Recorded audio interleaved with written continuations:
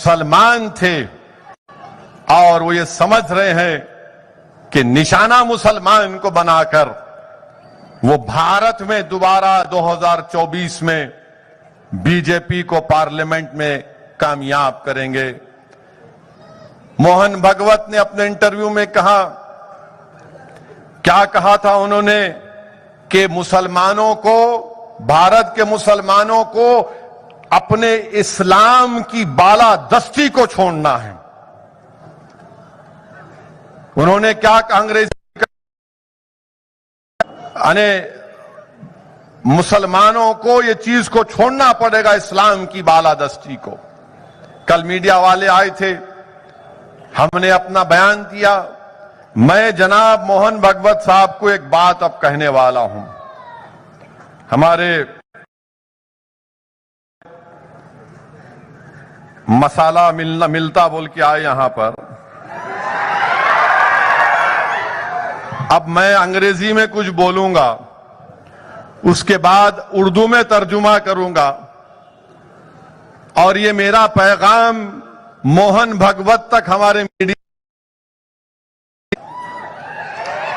तो मोहन भागवत साहब ने आरएसएस के सरबराह कहा था, कहां रे भाई, हाँ, उन्होंने कहा था इंटरव्यू में, अंग्रेजी में पढ़ा मैं, बॉइस्टरस रेटोरिक ऑफ सुप्रीमेसी। अच्छा, तो इसका जवाब यह है कि हम अंग्रेजी में पहले बोल देता हूं, वरना ये लोग समझते अपन नदी के उस पार के, तो अपने को इंग्लिश नहीं आती। हर जबान आती, तुम कौन सी जबान में बात करते बोलो, उस जबान में हम बात करने तैयार है। तो ये मोहन भागवत को जवाब है। क्या कहा था उन्होंने कि मुसलमानों को अपने बॉइस्टरस, जो भी कहा था उन्होंने, उसको छोड़ना पड़ेगा। अब आप सुनिए, I am a Musliman and am proud of the fact Islam's splendid traditions of 1300 years are my inheritance. I am unwilling to lose even the smallest part of this inheritance. The teaching and history of Islam, its arts and letters and civilizations are my wealth and my fortune. It is my duty to protect them. इसका तर्जुमा यह है कि मैं एक मुसलमान हूं, मुझे उस पर फख्र है। इस्लाम की वो तारीख, उसका कल्चर जो 1300 साल का है, वो मेरी विरासत है, वो मेरी विरासत है। और मैं इस विरासत में से इसका छोटा हिस्सा भी खोने के लिए तैयार नहीं हूं। इस्लाम की तालीमात, इस्लाम की तारीख, इस्लाम का आर्ट, इस्लाम के खत, इस्लाम का सिविलाइजेशन, ये पूरी मेरी दौलत है और ये मेरी ड्यूटी है, ये मेरी जिम्मेदारी है कि मैं इसकी हिफाजत करूं। अब दूसरा paragraph, I have a special interest in Islamic religion and culture and I cannot talk. But in addition to these sentiments, I have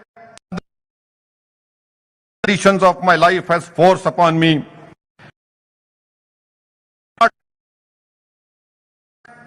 It guides and helps me forward. I am proud of being an Indian. I am a part of the indivisible unity that is Indian nationality. I am indispensable to this noble edifice. Without me, complete. Which has gone to build India, I can.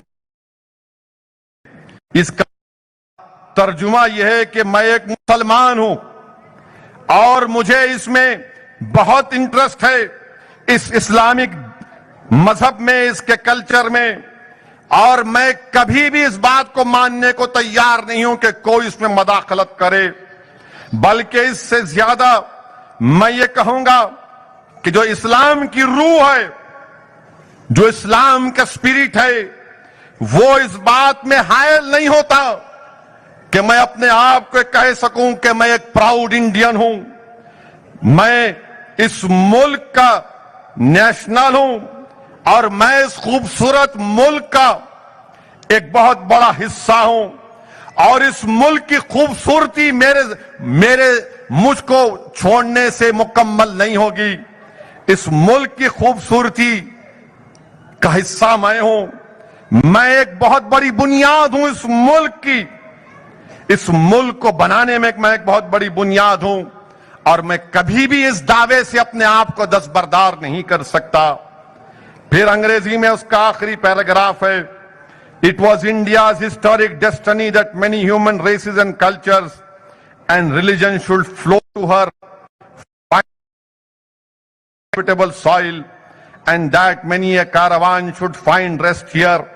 इसके माने उर्दू में यह है कि हिंदू भारत की ये तारीख की रही है कि यहां पर कई नस्ल के लोग आए, अपनी तहजीब और तमद्दुन और मजहबों को लेकर आए,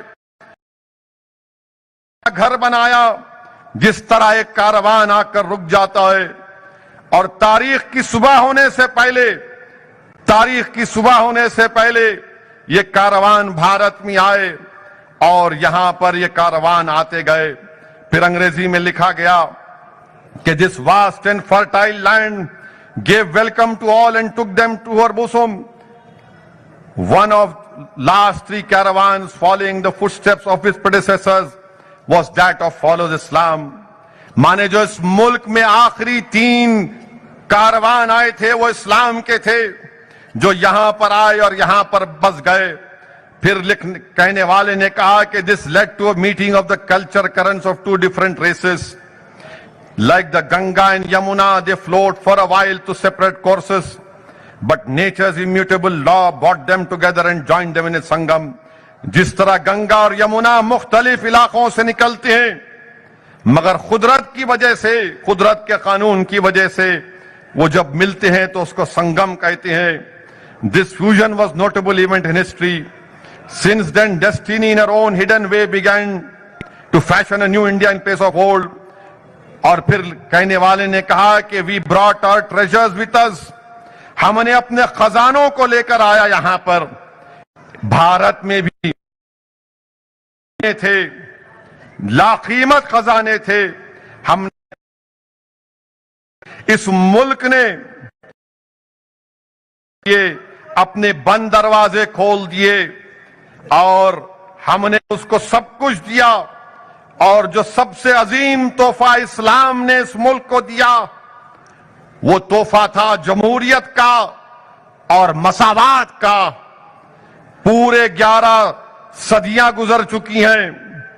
इस्लाम, अंग्रेजी में कहा कि full 11 centuries have passed by since then। Islam has now a great claim on the soil of India as Hinduism has। यानी 1100 सदियां बीत गई हैं, जितना हक इस्लाम को इस भारत की सरजमीन पर है उतना ही हक है जितना हमारे हिंदू भाइयों को है। मोहन भगवत ये किसने कहा था? क्या इस्लाम की बालादस्ती का दर्ज था जो कह रहा था कि 1100 साल से हमारे कारवान यहां पर आए, हमने अपने खजाने भारत को दिए, भारत में भी खजाने थे। जिस तरह गंगा और यमुना निकलकर संगम बनता है, किसने कहा ये बातें? मोहन भगवत। ये बातें तकरीर थी मौलाना अबुल कलाम आजाद की। मौलाना अबुल कलाम आजाद रामगढ़ में तकरीर दिए थे। बताओ आरएसएस वालों, तुम इस तकरीर पर क्या बोलोगे? ये वो मौलाना अबुल कलाम आजाद है जिसने इस मुल्क के लिए 100 मरतबा जेल को गए, मसाइब और मुश्किलात को उठाया, उनकी दौलत को छीन लिया गया और जब मुल्क आजाद हुआ तो मौलाना आजाद को इस भारत का सबसे पहले तालीम का, एजुकेशन का मिनिस्टर बनाया गया। मोहन भगवत और आरएसएस वालों, तुम मौलाना आजाद से बड़े नहीं हो। देश की मोहब्बत में तुम मौलाना आजाद से बड़े नहीं हो। तुमने इस देश की आजादी की लड़ाई में कुछ भी नहीं किया। इस देश की आजादी में जो काम मौलाना आजाद ने किया, अब बताओ इस तकरीर पर क्या बोलेगे आरएसएस वालों? बताओ टीवी के स्टूडियो में आरएसएस का नकाब पहनकर आरएसएस की तर्जुमानी करने वाले एंकर, बोलो इस तकरीर पर तुम क्या बोलोगे? क्या इसमें क्या कहा गया है? इस्लाम इस मुल्क का अटूट हिस्सा था और है और रहेगा। जिस तरह हिंदू भाइयों को इस मुल्क पर हक हासिल है, उसी तरह मुसलमानों को भी इस मुल्क पर हक हासिल है। जिस तरह दलितों को इस मुल्क पर हक हासिल है, जिस तरह से हमारे आदिवासियों को, अरे अगर ये भारत किसी का है तो आदिवासियों का है। कौन आए थे यहां पर? ये सब के सब जो आज सुप्रीमेसी ऑफ इस्लाम की बात करते हैं, ये आरएसएस वाले आर्यन सुप्रीमेसी की आदी हैं। ये मुल्क तो आदिवासियों का है, मगर नहीं, इल्जाम मुसलमानों पर लगाएंगे। मेरे अजीज दोस्तों और बुजुर्गों, मैं इन लोगों से सिर्फ यही कहूंगा, आरएसएस के लोगों से, हमारे मुंह को मत लगो। आप अगर मुसलमानों के बारे में कहेंगे, गलत बात कहेंगे, यानी मैं मोहन भगवत से सीखूं कि कैसे इस्लाम पर चलूं? मुझे मोहन भगवत आरएसएस वाले बताएंगे कि दीन में क्या होगा, क्या नहीं होगा? क्या आरएसएस मुसलमानों को बताएगी कि कुरान कहां से पढ़ूं, कहां से ना पढ़ूं? क्या आरएसएस मुझे बताएगी कि क्या बोलूं, ना बोलूं? तो फिर मेरे आलिम दीन क्या करेंगे? मुहद्दिस क्या करेंगे? मुफ्ती क्या करेगा? फिक्र के मसाइल कौन बयान करेगा? क्या तुम फिक्र के मसाइल बयान करोगे? हम जानते हैं आप क्या करना चाहते हैं। हम दीन को नहीं छोड़ने वाले हैं, दीन से जुड़े रहेंगे और भारत की हिफाजत करते थे और करते रहेंगे इंशाअल्लाह ताला। आप इस तरह का बयान देकर आप क्या कह रहे हैं? और मोहन भगवत ने इंटरव्यू में एक और बात कही, मगर कोई टीवी के चैनल के लोग इस बात को नहीं उठाए। क्या उठाए? ओवैसी ने आपत्तिजनक बात कही थी। शायद हिंदी में सही बोला नहीं मालूम, सही बोले, मगर मोहन भगवत बोले, क्या बोले? 1000 साल की जंग हिंदू भाई लड़ रहे हैं। अगर मैं ये कह देता कि हम भी इतने सालों से जंग लड़ रहे, जिहादी है, ये जिहादी है, इस्लामिस्ट है, इन्हें जिहाद कर रहा, इन्हें फुला का हो गया, उन्हें उसका हो गया। जब उन्होंने बोले तो मुंह में लड्डू आ गए। मुल्क को आजाद होकर 75 साल हो गए। मोहन भगवत साहब, आप कौन से 1000 साल की जंग की बात कर रहे?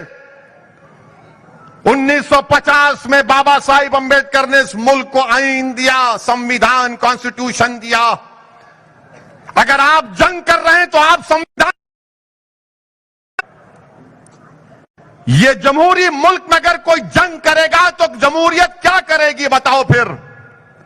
मगर कोई नहीं पूछेगा, क्योंकि मोहन भगवत उनके पप्पा हैं क्या?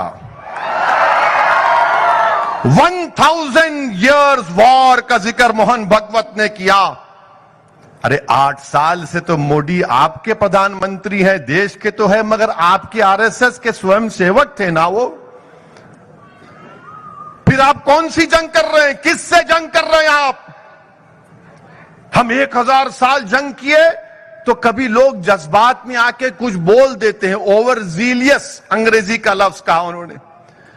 तो क्या मोहन भगवत और आरएसएस, बीजेपी वाले उस बात को जस्टिफाई कर रहे हैं कि आज से चंद हफ्ते पहले या चंद दिन पहले भोपाल की जो बीजेपी के एमपी ने कर्नाटका में जाकर कहा था कि चाकू तैयार रखो, जिस तरह तरकारी काटते हैं उसी तरह चाकू को तैयार रखो? क्या मोहन भगवत उसको जस्टिफाई कर रहे हैं? धर्म संसद हुए जिसमें मुस्लिम और खवातीन की असमत लूटने की बातें कही गई। मुसलमानों को मारने की बातें कर रहे हैं। क्या मोहन भागवत बीजेपी के दिल्ली के एमपी के उस बयान को जस्टिफाई कर रहे हैं जिसमें उसने खड़े होकर कहा था कि मुसलमानों का उनसे कोई खरीदो फरोख्त मत करो, उनसे ताल्लुकात खत्म कर दो? क्या मोहन भागवत हमारे घरों को जो तोड़ दिया जा रहा है नफरत की बुनियाद पर, क्या उसको जस्टिफाई कर रहे हैं कि 1000 साल की जंग लड़े? कौन सी जंग लड़े आप बताओ? अरे अंग्रेजों की 200 साल की लड़ाई में तो आप कहीं नजर नहीं आए। तुर्रेबाज खान नजर आया हैदराबाद में, मौलवी इस्माइल नजर आए, आरएसएस तो नजर नहीं आई थी ना। मगर आप कौन सी जंग लड़ रहे बताओ हमको? क्या कोई टीवी वालों को पूछना नहीं चाहिए आरएसएस वालों को बिठाकर, ये बताओ ये कौन सी 1000 साल की जंग है? मगर इसका जिक्र नहीं करेंगे। मेरे अजीज दोस्तों और बुजुर्गों, और मैं आपको आरएसएस की तारीख बताऊंगा। अभी हमारे जैन लोग एहतजाज कर रहे हैं कि उनके मजहबी मुकामात जो झारखंड में है उसको टूरिज्म से निकाला जाए, वहां पर गंदगी हो रही है, हम उसकी तायीद करते हैं। तो गोलवालकर आरएसएस के बहुत बड़े सरसंघचालक थे, करीब 35-40 साल आरएसएस के सरबराह थे। उन्होंने ऑर्गेनाइजर मैगजीन 10 जून 1963 में हमारे जैन और बुद्धिस्ट भाइयों के बारे में क्या कहा? अंग्रेजी में कहा कि so far as Jains and Buddhist are concern, they have never made any contribution to the soil and political thought as such. We have never inherited any अर्थशास्त्रास, यानी अर्थशास्त्र का मतलब माशियात का इल्म और सियासत का इल्म, एंड धर्मशास्त्रास फ्रॉम देम। यह आपकी मोहब्बत है जैन और बुद्धिज्म से। और फिर मोहन भागवत साहब आप हमको दर्श दे रहे, जरा ये तो बताओ कि महात्मा गांधी के कत्ल के बाद जब आरएसएस पर बैन पड़ा और जब बैन उठा तो क्या आरएसएस को यह मजबूर नहीं किया गया था कि तुमको तिरंगे को मानना पड़ेगा, अंबेडकर के बनाए हुए आईन को, संविधान को मानना पड़ेगा? बोलो आरएसएस वालों। इनको बोलना पड़ा कि ये बैन उसी वक्त उठेगा। और ये कौन बोला? एक उस वक्त के मद्रास बोलते थे, वहां का एक वकील था टीआरवी शास्त्री। 13 जुलाई 1949 हिंदू का अखबार है जिसमें टीवीआरवी शास्त्री ने जिक्र किया कि आरएसएस को तिरंगे को एक्सेप्ट करना पड़ा, संविधान से अपनी वफादारी को दिखाना पड़ा और संविधान को रेस्पेक्ट करना पड़ा। और हम मोहन भागवत से यह पूछना चाह रहे हैं, मोहन भागवत साहब ये बताइए कि 1931 में इटली में मुसोलिनी से जाकर बीएस मुंजी मिलते हैं तो क्या मुसोलिनी के साथ बैठकर पिज्जा खा रहे थे? क्यों मिले मुसोलिनी से, जो हिटलर के साथ मिलकर दूसरी जंग अजीम का जिम्मेदार था? फिस्ताई ताकतों का सरबराह था मुसोलिनी। मुंजी कौन थे बोलो आरएसएस वालों? क्या मुंजी नहीं मिले जाकर मुसोलिनी से? बताओ, इसका जिक्र करो। वो भी नहीं बोलेंगे। और गोलवालकर की किताब है, पढ़ो नौजवानों, पढ़ो नौजवानों, बंच ऑफ थॉट्स। गोलवालकर की किताब में उसका चैप्टर 12 है जिसमें गोलवालकर ने लिख दिया ये बंच ऑफ थॉट्स। और एक और किताब वी और नेशनहुड डिफाइंड, ये आरएसएस के लिए बड़ी मौजिज किताब है, रूहानी किताब है इनके लिए। उसमें गोलवालकर ने लिखा कि मुसलमान और ईसाई इस देश के लिए अंदरूनी खतरा है। इसीलिए कल मोहन भागवत ने इंटरव्यू में कहा कि देश के बाहर कोई खतरा नहीं, अंदर खतरा है। वाह मोहन भागवत, चीन का नाम लेने से इतना डरते क्यों हैं आप? हमारी सरजमीन पर, भारत की सरजमीन पर डेमचौक और डेमसाक में 2000 स्क्वायर किलोमीटर पर चीन घुस के बैठा है। और नरेंद्र मोदी बार बार बोलते कि भारत की एक इंच को नहीं छोड़ेंगे। नरेंद्र मोदी और उनकी सरकार ने झूठ बोला देश से कि ना कोई गुस्सा है ना कोई घुसेगा। चीन का नाम नहीं लेते आप। जम्मू में पाकिस्तान से टेररिस्ट घुस कर आते हैं और मारते हैं भारत के लोगों को, जिसमें मासूम बच्चे भी मर जाते हैं। 1 जनवरी को मुंह नहीं खोलते क्योंकि मोहन भागवत आरएसएस ये मानती है कि मुल्क के बाहर कोई खतरा ही नहीं है, अंदर खतरा है। अंदर किससे खतरा है? याद रखिए आप, ये इनकी सोच है। मेरे अजीज दोस्तों और बुजुर्गों, मैं तो सिर्फ इतना ही कहूंगा कि जो लोग आज इस मुल्क में नफरत को फैला रहे हैं, आप जाइए गुलबर्गा में, 200 किलोमीटर हैदराबाद से गुलबर्गा के रेलवे स्टेशन को हरा रंग किया गया था, तो वहां पर बीजेपी आरएसएस वाले एहतजाज किए कि हरा रंग मुसलमानों का, निकालो इसको। रातों रात हरा रंग को निकाल दिया गया।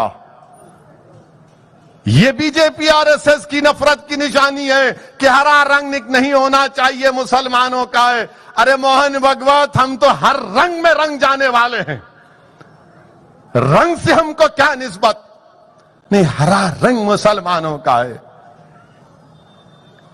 मैसूर में एक बस स्टैंड के ऊपर एक छोटा सा गुंबद लगाया गया, तो मैसूर का बीजेपी का एमपी बोला ये इस्लाम की निशानी, मिटाओ। तोड़ दिए उसको, तोड़ दिया उसको। घरों को तोड़ दिया जाता है, घरों को बगैर कानून को फॉलो किए, बगैर नोटिस दिए, उत्तर प्रदेश हो मध्य प्रदेश हो, घरों को तोड़कर बेघर कर दिया जाता है। दिल्ली में तोड़ा गया रमजान के महीने में। ये बीजेपी आरएसएस ये काम कर रही है। इसीलिए मैं आपको बता रहा हूं मेरे अजीज दोस्तों और बुजुर्गों कि कोई बीजेपी के एमपी बोलती चाकुओं को तेज करके रखो, तो आज उत्तराखंड में एक और आरएसएस का आदमी जो पहले विश्व हिंदू परिषद का सदर था, वो कह रहा है कि मैं पूरे मुल्क में 2 करोड़, कितने 2 या 2.5 करोड़ त्रिशूल बांटूंगा। मुसलमानों का उनका वोट डालने का हक छीन लेंगे। मुसलमान कोई कलेक्टर नहीं बनेगा, ना जज बनेगा, ना मुसलमान गवर्नमेंट में जाएगा, हम ये काम करेंगे। खुलम खुदा बातें हो रही हैं। और वो मोहतरमा कर्नाटका में चाकूब की बात किए, उनको कोई अरेस्ट नहीं किया जाता, कोई अरेस्ट नहीं किया जाता उनको, खाली एक एफआईआर खाना पूरी करके छोड़ दिए। और हमारा बच्चा अगर कोई शादी की बारात में खाली लकड़ी की तलवार से 3 मार पे नाचा, तो पकड़ उसको, पकड़ पकड़, अरे अरे देख देख देख, चाकू निकाला ये। अरे लकड़ी है बाबा, लकड़ी से इतना चमक रहे, तो उनको लकड़ी के से फिक्र नहीं है, उसके हाथ में दिख रहा, ओ हो ये हाथ में आ गया, मगर उन्होंने चाकू बता के जा रहे, तेज करो बोल रहे, उन पे फूल बरसा रहे। और हमारे बच्चों को ले जाकर, दलितों के बच्चों को ले जाकर, गरीबों के बच्चों को ले जाकर उनकी ताजपोशी करते हैं हजरत पुलिस। मेरे अजीज दोस्तों और बुजुर्गों, ये हमारे वतन अजीज में हो रहा है। और बीजेपी का जो भी नेता आता, ये नहीं तुष्टीकरण की राजनीति करती है मंदलिस। तेलंगाना को आई कि अपीसमेंट करते। अरे तेलंगाना के चीफ मिनिस्टर यादाद्री में 1200 करोड़ की मंदिर बनाया, 1200 करोड़ की आलीशान मंदिर बनाया, तुम उस पर क्या बोलेंगे? बोलो, नहीं बोलेंगे उस पे। अच्छा, वो यादाद्री की मंदिर में उसमें शैंडलियर कौन लगा है मालूम आपको? कौन लगा है शैंडलियर मालूम मंदिर में आपको? अब बीजेपी को मालूम होगा तो ने जाके देख के बोलेंगे शैंडलियर, शैंडलियर कौन लगा है मालूम आपको? मालूम कौसर आपको मालूम है आपको? हाँ, एक मुसलमान वो शैंडलियर दिया लगाओ बोल के मंदिर में। ये भारत है। उन्होंने कारोबार करते, मगर लोगों को मालूम था कि वो मुसलमान के पास शैंडलियर का एक्सपर्ट है, वो उन्होंने बना के दिए। ये भी हकीकत है। तो ये तेलंगाना में होता है और बीजेपी इससे नफरत करती है। हमारे को के चंद्रशेखर राव जो कर रहे हैं उससे हमको कोई मुखालिफत नहीं है।